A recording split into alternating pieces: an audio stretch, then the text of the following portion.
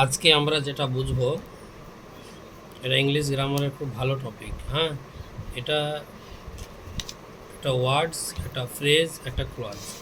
প্রথমে ওয়ার্ডস, তারপরে ফ্রেজ, তারপরে ক্লজ। ঠিক আছে? তো আমি যদি এখানে একটা বাক্য লিখি, ওয়ার্ড লিখে প্রথমে একটা ওয়ার্ড লিখছি। সাপোজ ধরো সান। সান মানে আমরা সবাই জানি সূর্য। এবার সূর্য দিয়ে যদি আমি একটা বাক্য বানাই যে the sun rises in the east, যে সূর্য পূর্ব দিকে ওঠে। হ্যাঁ, এটা একটা বাক্য হয়ে গেল। তাহলে প্রতিটা শব্দ, এখানে দা একটা শব্দ, সান একটা শব্দ, রাইজেস, ইন, দা আর ইস্ট সবটাই শব্দ। হ্যাঁ, একটা শব্দ। তাহলে কয়েকটি শব্দ নিয়ে কী তৈরি হলো? একটা ওয়ার্ডস তৈরি হলো। এবার ফ্রেজ কি বলা, কাকে বলা হয়? ফ্রেজ মানে হচ্ছে যে বাংলাতে যেটাকে বলা হয় শব্দগুচ্ছ। কি বলা হয়? শব্দগুচ্ছ। এবার একে যদি ইংলিশে বলা হয় তাহলে a group of words. A group of words অর্থাৎ কয়েক শব্দের একটা দল বা একটা গুচ্ছকে বোঝায়। যেমন এখানে আমি যদি বলি যে ইন দ্য ইস্ট, এই ইন দ্য ইস্ট, ইন একটা শব্দ, দ্য একটা শব্দ, ইস্ট একটা শব্দ। তাহলে এখানে কয়েকটা শব্দ মিলে কী তৈরি হলো? শব্দগুচ্ছ। এবার একটা বিষয় হলো যে এই শব্দগুচ্ছের মধ্যে কিন্তু কোনো ভার্ব নেই। আছে কি? নো ভার্ব, কোনো ভার্ব নেই। তো ভার্ব থাকবে না ফ্রেজের মধ্যে। কি থাকবে না? ভার্ব থাকবে না। তাহলে ফ্রেজের বৈশিষ্ট্য কি বুঝলে? যে এ গ্রুপ অফ ওয়ার্ডস। হ্যাঁ, তাকেই বলা হবে ফ্রেজ। যে কয়েকটা শব্দ নিয়ে একটা দল তৈরি হবে, গুচ্ছ শব্দ নিয়ে, এবং সেই শব্দগুচ্ছের মধ্যে কোনো রকম ভার্ব থাকবে না। বাক্যে এর স্থান হলো যে at the last of the sentence or at the first of the sentence, বাক্যের শুরুতে অথবা বাক্যের প্রথমে বসবে ওই। বোঝা গেল কথাটা? এটা হচ্ছে ফ্রেজ। হ্যাঁ, শুরুতে অথবা শেষে। যেমন ধরো একটা বাক্য লিখছি আমি যে ধরো please give me a glass of water, যে দয়া করে আমাকে এক গ্লাস জল দাও। তাহলে এখানে প্রতিটা শব্দ রয়েছে, একটা করে শব্দ আছেই, কয়েকটা শব্দ মিলে একটা বাক্য তৈরি হয়েছে।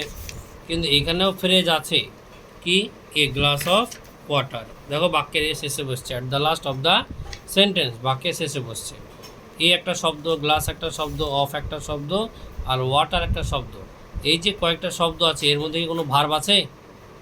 এটা হচ্ছে একটা অ্যাডজেক্টিভ। এটা কি? একটা অ্যাডজেক্টিভ। গ্লাস নাউন, অফ হচ্ছে প্রিপোজিশন, আর ওয়াটার হচ্ছে নাউন। হ্যাঁ, গিভ মানে দেওয়া, এটা ভার্ব। তাহলে আমি তো একে নিচ্ছি না। মেন হচ্ছে আমাদের কি? ফ্রেজ। আমি ফ্রেজ চুজ করব। আর ফ্রেজ মানে শব্দগুচ্ছ, ও বাক্যের শেষেও থাকতে পারে, বাক্যের প্রথমেও থাকতে পারে। তাহলে এই তো শব্দগুচ্ছ এটা, এবং সেই শব্দগুচ্ছ একটা মিনিং দেবে, অর্থ দেবে। যেমন এক গ্লাস জল, ইন দ্য ইস্ট পূর্ব দিকে, পশ্চিম দিকে ইন দ্য ওয়েস্ট। বুঝতে পেরেছ? যেমন ধরো গ্রামের মাঝে, গ্রামের মাঝে, in the middle of the village, গ্রামের মাঝে। এই যে in the middle of the village, এটার মধ্যে কোনো কি ভার্ব আছে? নেই। কোনো ভার্ব আছে কি? নেই। তাহলে ভার্ব নেই এবং এটা মানে দিচ্ছে, মিনিং দিচ্ছে। একে বলা হয় শব্দগুচ্ছ বা ফ্রেজ ইংলিশে বলে। এবার আসছে যেটা ক্লজ। ক্লজ কাকে বলা হয়? ক্লজ তাকেই বলা হবে, ক্লজ মানে হচ্ছে বাক্যাংশ। কি বললাম? বাক্যাংশ। বাক্যাংশ মানে কি? বাক্যের কয়েকটা অংশ নিয়ে বাক্যাংশ তৈরি হয়। যেমন শব্দগুচ্ছ মানে কি, বা শব্দাংশ কাকে বলা হয়? শব্দের এক একটা অংশ নিয়ে শব্দাংশ। ঠিক একই রকমভাবে কয়েকটা বাক্য নিয়ে একটা বাক্যাংশ তৈরি হয়, বাক্যের এক একটা অংশ। যেমন ধরো আমি যে লিখি যে জয় ইজ এ বয়, জয় একটি ছেলে, হু হ্যাজ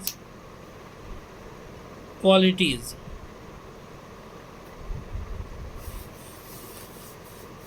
জয় একটা ছেলে যার কোয়ালিটি আছে। কি আছে? কোয়ালিটি আছে।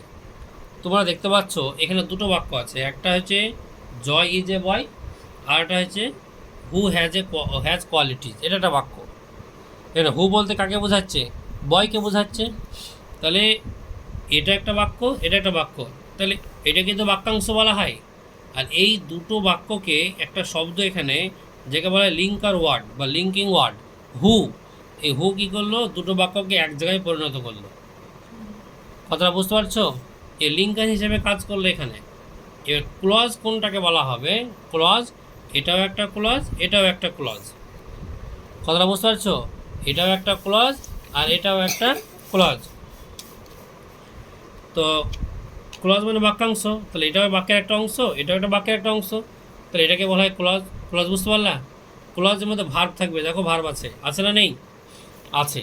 তাহলে ফ্রেজের মধ্যে কোনো ভার্ব থাকবে না, এ গ্রুপ অফ ওয়ার্ডস হবে, সে বাক্যের শেষে বসতে পারে, বাক্যের প্রথমে বসতে পারে, সে একটা অর্থ দিবে, তার মধ্যে কোনো ফাইনাইট ভার্ব থাকবে না। আর ক্লজ কোনটা? যে বাক্যাংশ, দুটো বাক্য থাকতে পারে, তিনটে থাকতে পারে, সেই বাক্যের এক একটা অংশকেই বলা হয় ক্লজ। যেমন এটা একটা ক্লজ, এটা একটা ক্লজ। এবার ক্লজ আছে দুই প্রকার। কয় প্রকার আছে? ক্লজ দুই প্রকার। কি কি? একটা হচ্ছে মেন ক্লজ। কি বললাম? Main clause. মেন ক্লজ একটা, আর একটা হচ্ছে সাব অর্ডিনেট ক্লজ। কি বললাম?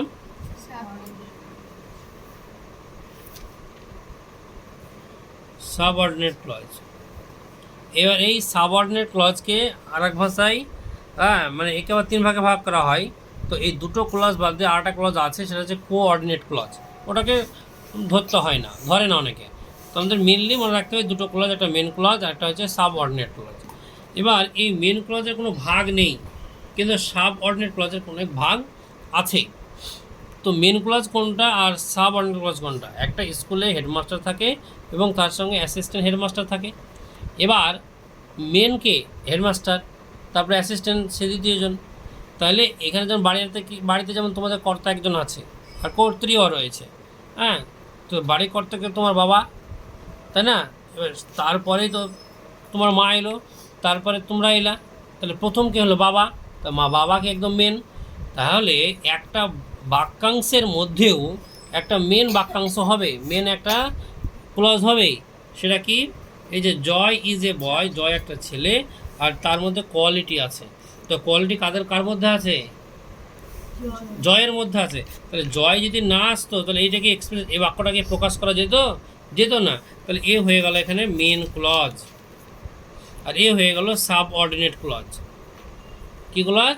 Sub ordinate. তাহলে এ হচ্ছে প্রধান, তাই একে মেন ক্লজ বলা হলো, আর একে বলা হচ্ছে সাব অর্ডিনেট ক্লজ। ক্লিয়ার হলো বিষয়টা? এবার এই সাব অর্ডিনেট ক্লজ আবার তিন ভাগে ভাগ করা হয়। কয় ভাগে? তিন ভাগে। কত সুন্দর দেখো, NOUN নাউন ক্লজ, আর একটা হচ্ছে অ্যাডজেক্টিভ ক্লজ, আর একটা হচ্ছে অ্যাডভার্বিয়াল ক্লজ। ঠিক আছে? তো অ্যাডজেক্টিভ, অ্যাডভার্বিয়াল, নাউন ক্লজ কাকে বলে? শোনো, নাউন মানে তো নাম বোঝাবে, অ্যাডজেক্টিভ মানে কি বোঝাবে? যে নাউনের দোষগুণ প্রকাশ করবে, আর অ্যাডভার্ব মানে কি? যে ভার্বের দোষগুণ প্রকাশ করবে, সময় বর্ণনা দেবে, জায়গার বর্ণনা দিতে পারে, হ্যাঁ।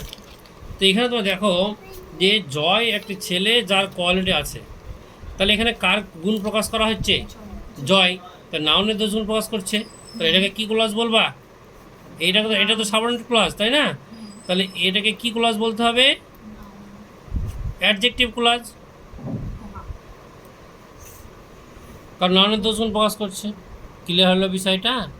এই হচ্ছে ওয়ার্ডস, এই হচ্ছে ফ্রেজ, এই হচ্ছে ক্লজ।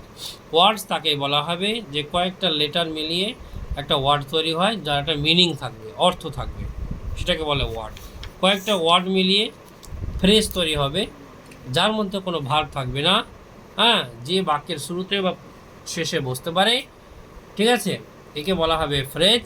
আর ক্লজ মানে হচ্ছে কয়েকটি বাক্য নিয়ে বাক্যাংশ তৈরি হবে। অর্থাৎ যেমন ফ্রেজের ক্ষেত্রে বললাম এ গ্রুপ অফ ওয়ার্ডস, ঠিক একই রকমভাবে ক্লজের ক্ষেত্রে আমরা কি বলবো? এ গ্রুপ অফ সেন্টেন্স। বুঝতে পেরেছ? তাহলে এই গ্রুপ অফ ওয়ার্ডস মানে হচ্ছে ফ্রেজ, আর এই গ্রুপ অফ সেন্টেন্স মানে হচ্ছে ক্লজ। পার্থক্য কি ফ্রেজ আর ক্লজের মধ্যে? ফ্রেজের মধ্যে কোনো ভার্ব থাকবে না, আর ক্লজের মধ্যে ভার্ব থাকবে। আর ভার্ব মানে তো বাক্য থাকবে, বাক্য হয়ে যাবে। আর যেখানে ভার্ব নেই সেটা তো বাক্য হবে না, সে কী হয়ে যাবে? ফ্রেজ হয়ে যাবে। বিষয়টা ক্লিয়ার হলো? তাহলে ওয়ার্ডস, ফ্রেজ অ্যান্ড ক্লজ সম্পূর্ণটাই আমরা ক্লিয়ার করে দিলাম এইটুকুনে। Thank you.